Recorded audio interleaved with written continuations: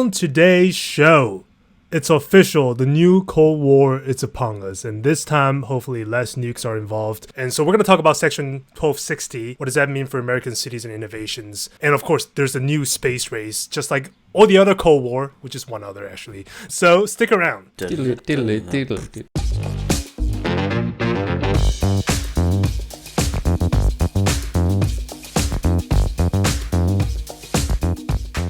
Hello and welcome to the AI Business Podcast. We are fully back, all of us. The Avengers have been assembled. This is episode 32. I'm your host and the producer, Tian, the video producer of Informa Tech. Joining me as always is the global editor of AI Business, Maximo Lex. Hello there, hope you're doing okay. Half of my house burned down, but otherwise, it's been a pretty good week. Shout out to your local firemen. Absolutely. Oh, yeah. The London Fire Brigade, well, they did not save me. By the time they arrived, we had extinguished the flames, but they were very professional. They tried their best to find my cats, which were just kind of sitting it out under the sofa. And of course, the man who's now the editor of DCD and has a red hat hanging on his door. I will not tell you what's written on his red hat. He's Sebastian Mas. Hello, I've been enjoying setting fires in North London, and I'm now freshly jabbed at least one time, so where were you on the night of June 12th? I just, wanted to see just playing with matches. Flammable lithium-ion batteries were. Yeah, somebody had to figure it out. It's for science. And rounding up last but not least, I was saying least but not last. Thanks, everyone. Our editor of AI Business and the man who's really taking good care of his Pikachu, if you know what I mean. He's Ben Wadecki. Hello, everyone. Hope you're all well. For our video viewers, you can see that Pikachu is sporting a England hat because it's coming home. England are going to win the Euros. Don't hold me to that. They're not going to. The only thing coming home is the next variant. Everybody here knows that the Cold War isn't over. If it did, then who nuked Detroit? No? Have you been to Detroit? Actually, I stole that joke from the Colbert Report. We've been alluding to this for quite a while. It should come as no surprise that now the Biden administration is taking this seriously. But what may be a little bit surprising is that now the Congress, the U.S. Congress that is, the one uniting force that pulls everybody together, that's bipartisan, that just somehow overcome any political barrier and any he said, she said, finger pointing is one word, China. And so everybody got together. And not the way Trump said it. I don't know what he meant by that. Jeez, just China. Okay. If you want something passed, China. That's the magic word. Okay, Max trying to make a good point. Okay, so we're gonna unpack this, and China sounds like one of those things where like, okay, that's something we can all get behind, but there's a lot more than that, right? Because now it's harkened back to the good old days before 1989 in this 2021 version of the Cold War. So let's talk about the latest development. So, the thing to note, this is one of the biggest infrastructure acts of U.S. history. Industrial bills, that is $250 billion with a B. Is the U.S. Innovation and Competition Act. And it's just passed the Senate. It hasn't passed Congress yet, so it could still go through a few changes. And it's not as big as it should have been, because even though China does help push things through America's still going to be America, and it's still going to have political gridlock and delay. But what are we getting for that $250 billion? Well, who's we? We, as in, we benefit from your R&D as well. The West. The Allies. So you get $10 billion, which is significantly smaller than when you think how big America is. But $10 billion will go to building technology hubs, special R&D technology hubs outside of the core kind of tech cities that you think of, Silicon Valley, Seattle, and the core kind of financial cities like New York. And this $10 billion, the cities have to pitch and say, we want to do this, we want to do that. And then the US government will choose which ones get it. Then you get another $52 billion, which will go to chip development. And of that, U.S. Commerce Secretary Gina Raimondo thinks that will lead to 7 to 10 semiconductor fabs, as long as the industry and state governments also put together a total of $150 billion. For comparison, South Korea is going to spend $451 billion just on semiconductors. But it is South Korea. We're not even talking about China. Yeah, not talking about China, not talking about Taiwan. Then you also get, and then of that 52 billion, 39 billion will go to production R&D, 10 billion will go onto the National Semiconductor Technology Center, National Advanced Packaging Manufacturing Program, and other R&D projects. And then the National Science Foundation is going to get a $2.5 billion boost, roughly 30%, which is come massively down from what was originally proposed in this bill's predecessor, the Endless Frontier Act, which wanted to put $100 billion into the National Science Foundation. But you will also get $29 billion on a new science directorate. And within those, they'll be looking at advanced technologies like lithium batteries and how to make them not blow up Max's house, robotics, quantum computing, and most importantly, artificial intelligence. So I'm the glass half full kind of guy, because as we now You realize, got something. You got Seb, something. you're the no glass no water kind of guy. No, my glass is the glass is full, but it's full of poison. So It's not quite poison, but remember, like, I think a year ago was sort of like, it was a little bit less than that. We discussed kind of Trump's proposals on Right. AI, and we said, like, Right. these are very good proclamations of where certain, like, US wants to go, but yeah, where's the money which is going to pay for it? And right now, okay, well, here's apparently at least some of the money. well, under the separate National AI Initiative Act of 2020, as of this week, the White House has launched a new group, the National Artificial Intelligence Research Task Force, because they love long names. And part of that is, work with the National Science Foundation and work out, like, where should we be spending money? Because arguably that's one of the few areas that actually currently corporations are spending a lot of money on R&D on AI. So do we actually need money on that? Just generally, no. We don't need to give Google money to make a better search engine. We don't need to give Microsoft money to make a better cloud service. But you do need money to how to make it fairer, how to make it more explainable, how to make sure that the data is not kept in the hands of just a few corporations. So that, there's efforts to make larger government databases of data public. But yeah, it's a big question mark where this money will go. We don't know yet. Congress, when it goes through Congress, they're going to be sure to put a bunch of pork barrels aspects of it. So expect to be like the money spent on Wisconsin farms. Something else I picked up on was a ban on agencies, government agencies buying Chinese-made drones. Like, there's loads of little snippets in this legislation that is kind of just poking at China a little bit and trying to make changes. But just coming back to that 10 billion sum we said at the top, that's pretty much chump change. And it's only you're going to sit there and need more money when it comes down to figuring out what the hell we're going to actually need to do. First off, 250 billion is a lot of money. Let's not forget that. But we have to be honest about why it's smaller. So Republicans refused to end debate on the bill, right? They withheld their votes to end debate on the bill, so it was reworked, made smaller.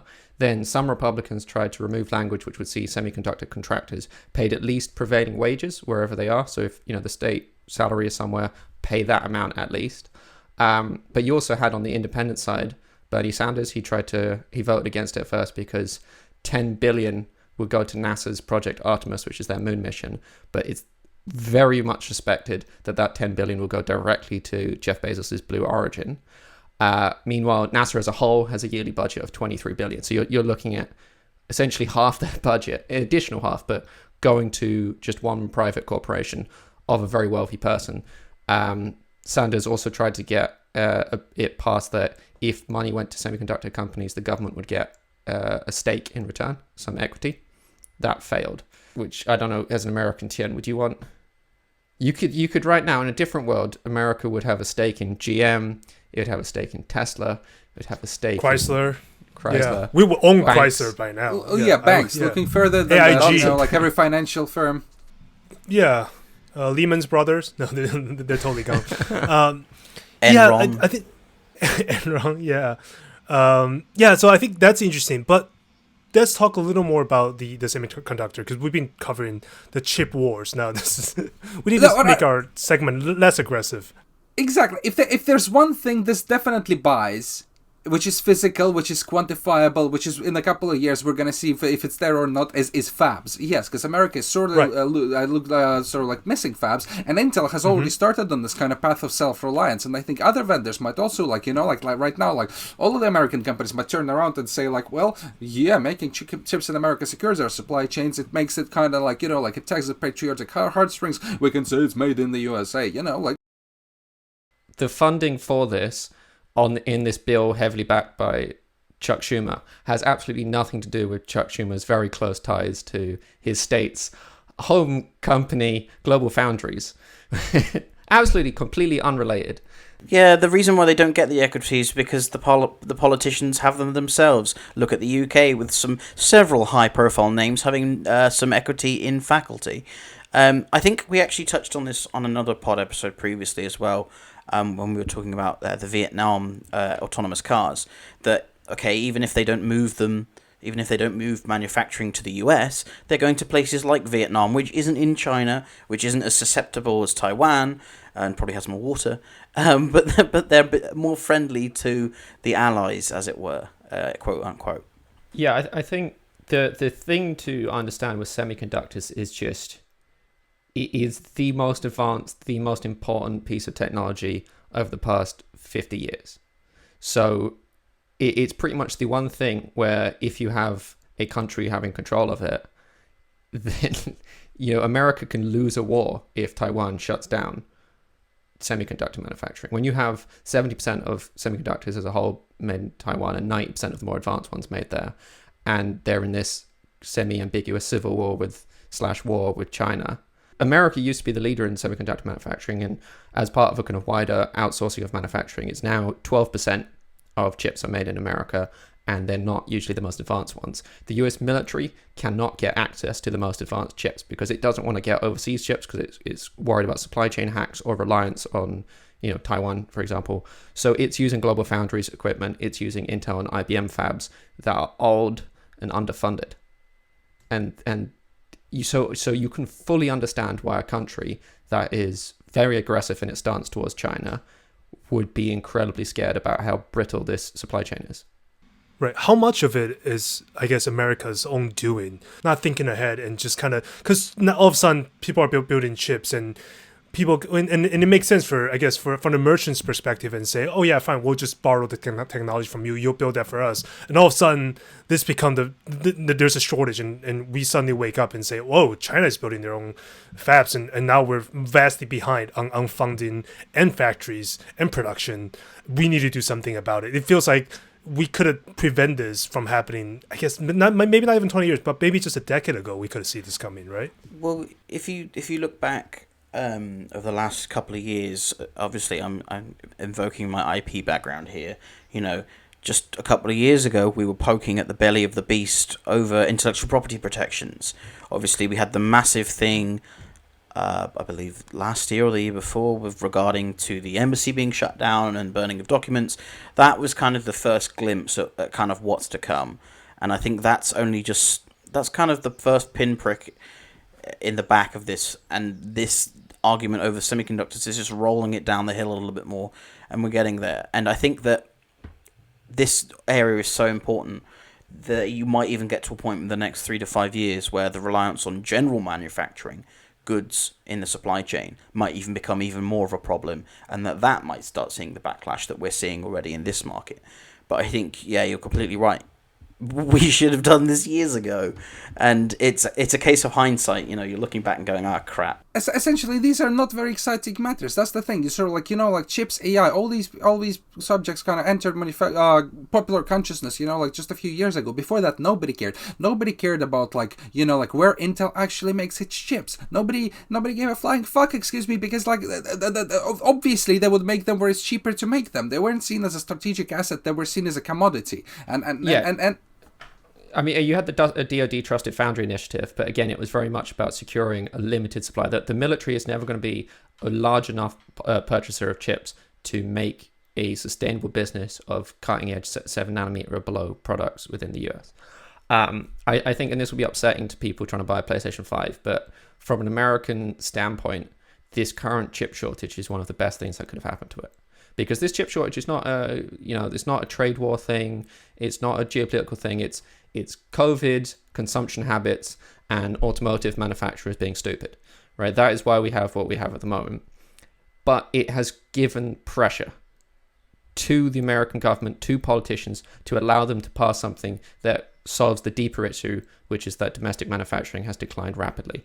And that, when you're asking who do you blame, yes, partially the US government, yes, partially corporations who, like Max said, have done the logical thing of when TSMC came along and said, we will handle all the costs of coming up with how to build these things. You come up with the design and we will save you money because we're building these chips for everyone else. But a lot of the blame also rests on Intel, which has developed chips internally, and of that 12% is the majority manufacturer in the US. But it's just been really crap at its job for a while. We've spoken about it before, that they have dropped the ball so many times, and because of that, people are buying AMD, people are buying Nvidia, people are buying all these other processors, and those are manufactured in Taiwan. It's interesting.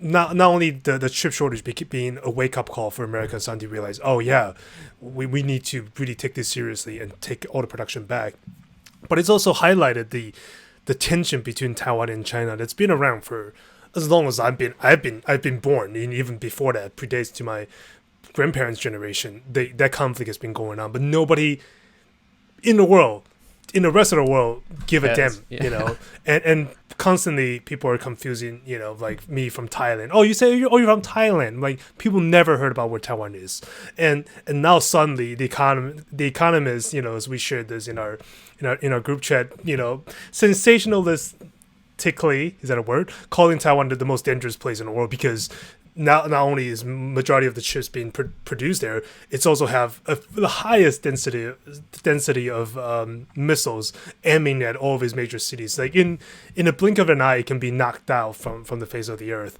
But yet, and who knows what the world will become. And the Seventh Fleet is somehow always hovering, back and forth, trying to make a point. Sometimes when somebody says something silly, they'll move a little closer. Sometimes when they have a meeting, they'll move a little further. It's all for show.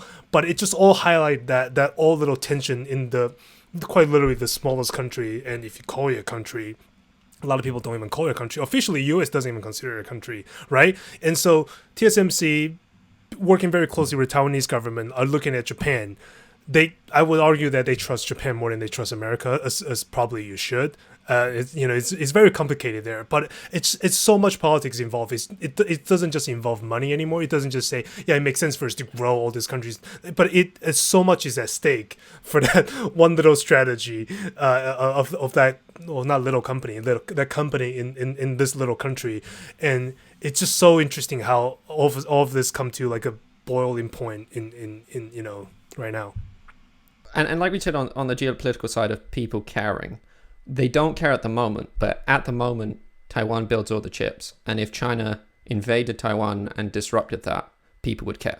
So it's a huge defense for them that they are a piece of critical infrastructure for the entire planet, right? Like Ukraine, if Crimea developed PlayStation chips and Putin had done what he did there, the world would have the Americans reacted. will send troops. Yeah, so they would have sent troops to defend the PlayStation. So right? Crimea needs to make semiconductor Air Jordans, avocados, and bacon. they just need to make everything that so the rest of Ukraine women needs to urgently, like start doing US centric 3nm process nodes. Absolutely. Right. No, but like if we take it back to America, I like it how like it's just like this investment. It's a lot of money, which essentially amounts, let's be honest, like to a government subsidy. And I like that American companies, the big tech especially, very conservative in their views. Like they are for small government, for low taxes, for light regulation. And as soon as somebody says like there's billions up for grabs in government investment and government contracts, they're just like, oh yeah, but we'll have some of that. Hello, government. We'll lobby aggressively for it. Love government. Like it's just like, my friends love government. You have any jobs going? A week before Bernie made his comments regarding Blue Origin, the company itself said we need 10.3 billion in order to do this particular project. The next week, here's 10 billion being put into the budget. This is especially outrageous. Yeah, it's just like, no shame. So I think that brings us to the question of like, should the US be spending money on these things? How should it be spending, and what kind of accountability? And I think there's going to be a lot of ways, but like I'm generally in defense of such subsidies. I think America has forgotten that the subsidies and investment it spent on basic science and hard science and really hard subjects that it did during World War II and then in the Cold War, fearing for its life, fearing existential fear for the Soviets, and Max was going to nuke them, was going to shout Zapusk, and then that would be it. But you guys have coasted off of that since, right? You have cut back on all that basic science research with the understanding that corporations would pick it up, would pick that baton, build on what the foundations laid by basic science, and usher in their future. And they did a little bit. They innovated on what was built, but they did not invent. They did not. And that's the problem, because China saw what you guys did in the 60s and said, oh, we can do that now. And we'll do it incredibly aggressively with even more funding. And that's going to allow them to catch up and then overtake. Instead, those American companies focused on something called profit. Stock buybacks. Yeah, exactly. It's not long-term vision. It's more of a kind of like from an annual report to an annual report. You know, like your product is the share and nothing else. But the thing is, yeah. So this is obviously Seb thinks that like government and investment in infrastructure is always a good thing. And my counter argument would be, it's just like, you don't play this game with China, because this kind of investment is a core part of the Chinese economy and the Chinese model. Those guys know how to spend government money. You know, like, because they have been operating this model for years. You know, like in the US, it could be mismanaged. A lot of it is going to go to corporations. A lot of it is going to be, again, it's going to start propping up, share prices and valuations and like investment runs and whatever not. Do we genuinely think that this bill as it stands will help the United States surpass China? Because I'm looking at it and I'm like, I don't think it will leave a dent. The other thing I want to bring up, maybe that will answer that question in part, is just the very idea of the Cold War itself. Because I think if you look at the old Cold War, there's a clash of, it's not only economic power, right? There's also the space race, technology. But then at the core of it is the idea of what government should do. It's the idea of how a society should be constructed, how men ought to live their lives. What is a government's role? Right? It's very much a clash of ideology. I just imagine right? like That's the American why flag waving behind you, and you're like, no, I'm not making a case That's for our America. thing. I'm just making I'm trying to say, yeah. I have that underwear. Do you want to see? So I'm just trying to make a point that when the tip of the Berlin Wall happened, it wasn't just purely tech. It's nothing to do with, very little to do with technology, I will argue. It was the idea that, we don't want this kind of government.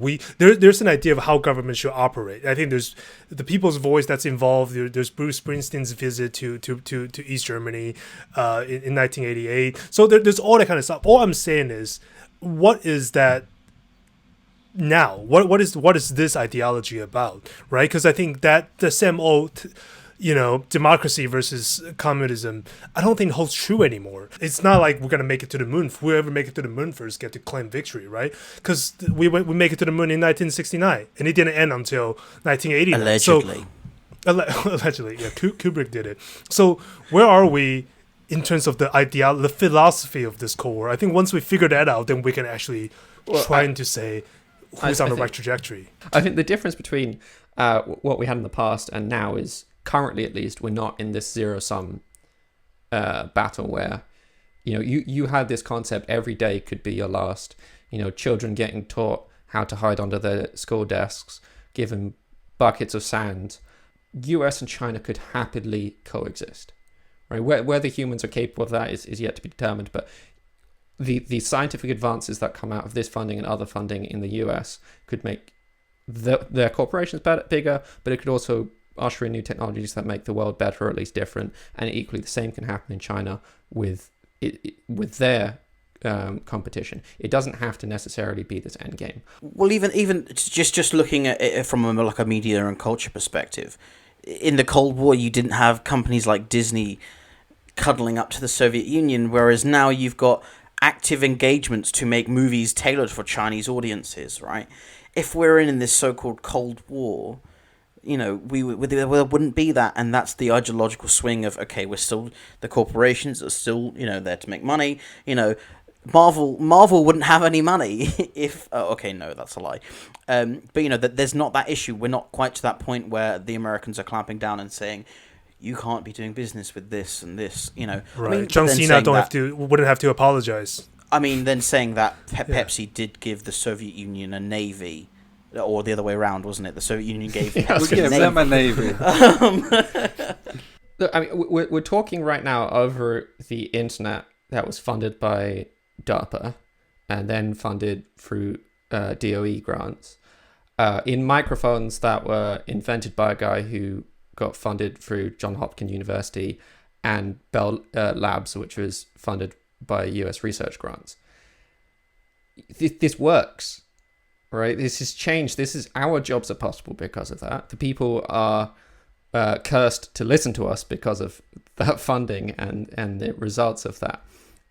But we do have to differentiate between things that corporations would do anyway, right? Which could happen, or that if the US government gets into, they are competing with the corporations and then make that space less exciting for the corporations to be in, because why would you compete against the endless resources of a government? And it should be on basic science, really foundational science that changes our understanding of the known universe, because there is no reason for a corporation to pay for that.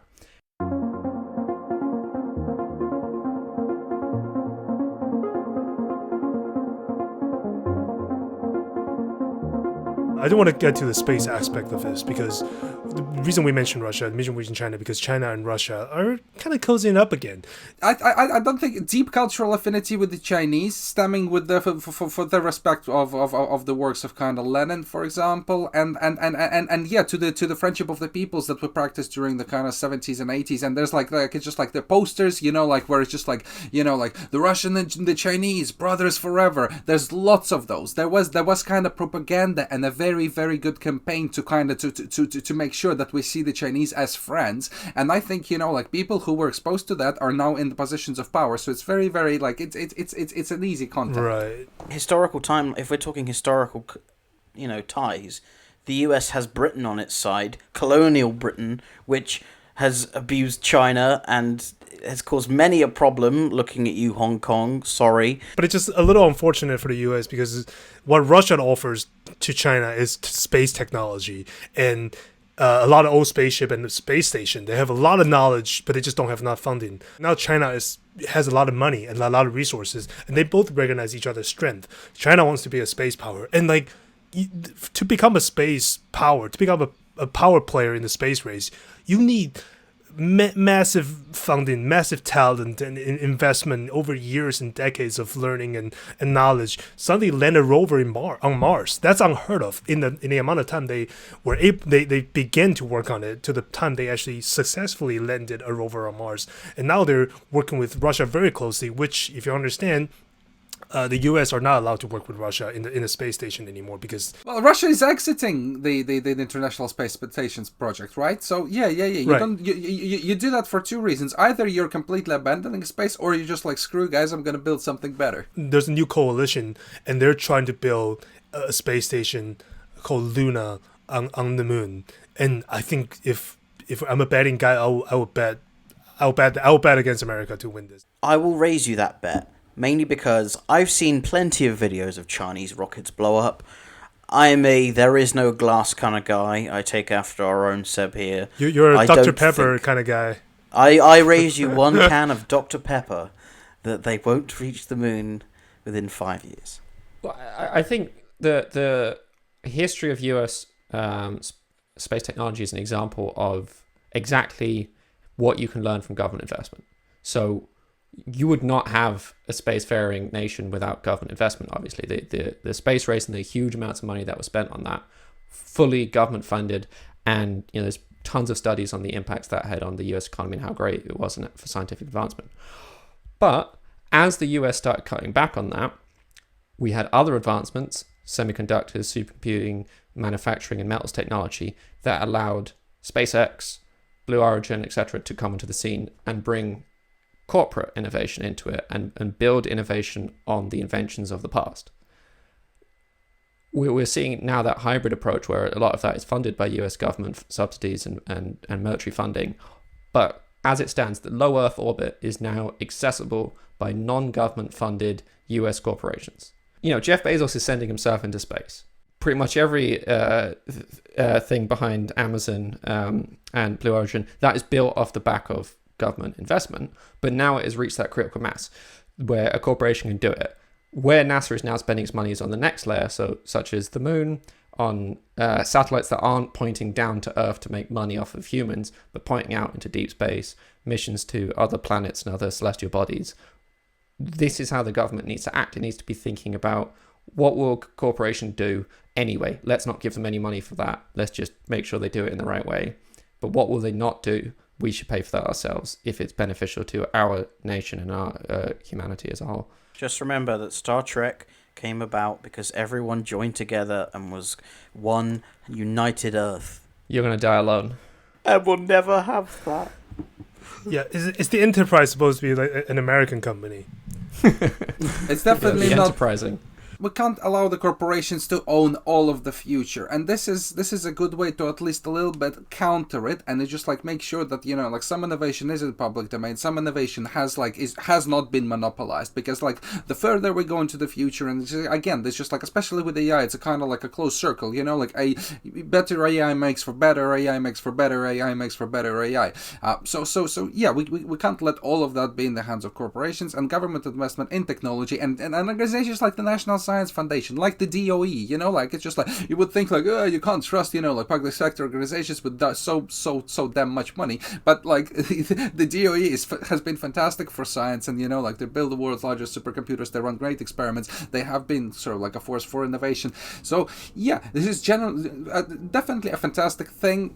But we'll see, basically implementation could be lacking, because how exactly is this money being spent, you know, like how much of it is going to be useful, how much is going to be used to prop up, again, corporations and private interests is, open for a debate, and debate will be ongoing, but it's near future, you know, like this is the next, 5 years, which means, it's going to be pretty immediate.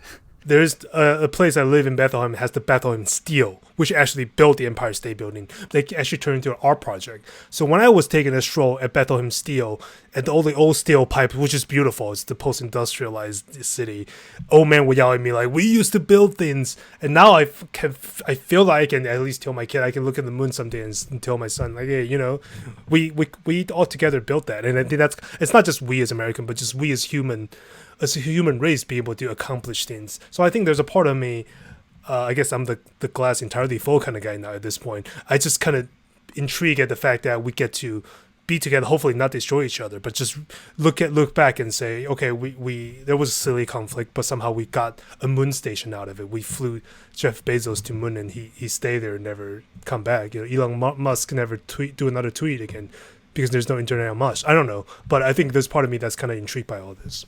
You can't pay taxes in space. It's about finding the right level of competition, because competition is necessary as a human species. Like Max and I worked together, we needed to compete to the point where like we would try and have the better arc, or you know, be faster or something, but not to the point where I'm trying to poison his tea. Right? It's about finding that. Right, that never happened. You never burned down his house. You never poisoned his tea. Yeah, but see, me burning down his house is a perfect example of where competition goes a bit too far. Right. Right. Yeah. But he learned. He got better as a writer. Fireproof boxes. Yeah, I think the problem is, and you guys mentioned it, is the expense. You know, Max, you talked about the DOE. One of the projects I'm really interested about at the DOE is the National Synchrotron Light Source 2. And no one's really heard about this thing. It's just a massive scientific project that cost essentially $1 billion to make.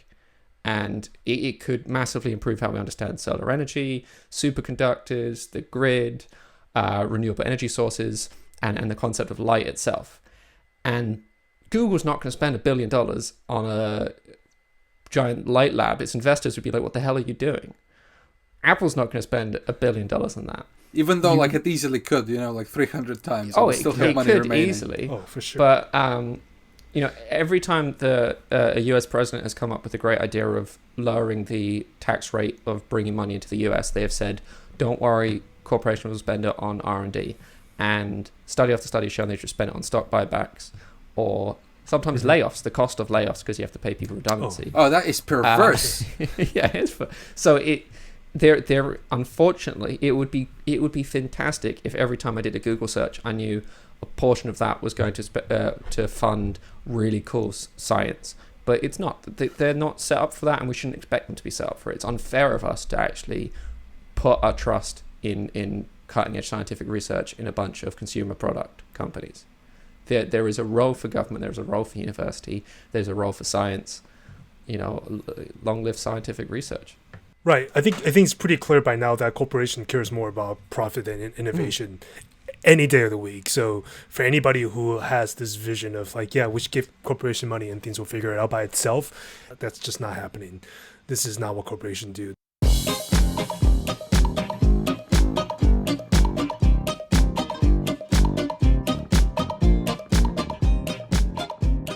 Our listeners will be missing us. If you need a bit of Tian, Sebastian, or Ben, like while we are on hiatus, you can find us on our respective social networks. Like, yeah, for me it's Twitter and Instagram. For Tian, it's primarily Instagram. Or we should say our handle. It's at Max Smolax. It's 2 X's. It's funky. It's unlike the surname. And you can find me on 1 foot on the left side of the Iron Curtain, the other foot on the other side. Tipping my toe back and forth, you know. Remembering the good times. At TIENCHIFU. We've been getting some PR email, but we want to hear our real listeners' email. Just tweet at us, write at us, let us know your ideas before Ben suggests, you know, another Star Trek ideas. I emailed Max the other day. Well, we'll do a special episode at some point. And Ben, when you're not sitting around watching TNG, giving Pikachu a hot bath, where can people find you? You can find me on Instagram at Tianfu. It's Tianchifu. Tianchifu. Sorry, I've got my Instagram wrong. Don't forget the FU. And you can find me on Twitter at Ben Badecki. I'm always tweeting about the Euros, which are going on at the moment, even though England can lose. And I'm always on AI Business. And Seb, where can people find you? You can find me on Twitter at Seb Moss, crying about the 1973 oil crisis. You never waste a crisis. Can I make my public service announcement? No. Yes, you may, but you'll be edited out. Oh, come on, this is important. It can save a life. If you have an electric bike and you're charging it, please use it with a removed battery. It's better if you remove battery, put it in a fireproof box, because these things do actually blow up if the battery is damaged or you mismatch the charger, and it can cause like like severe repercussions and loss of hallways. Could this have been avoided if you buy the battery from the original Not from eBay. company? Not custom made.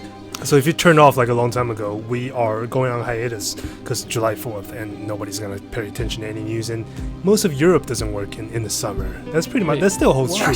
No one told me that. We'll be gone, but maybe we'll come back for a fun episode somewhere in the summer if we can somehow pull the whole gang together. Perhaps when Sebastian finally move into civilization, the city of Londonium, we can kind of got everybody together.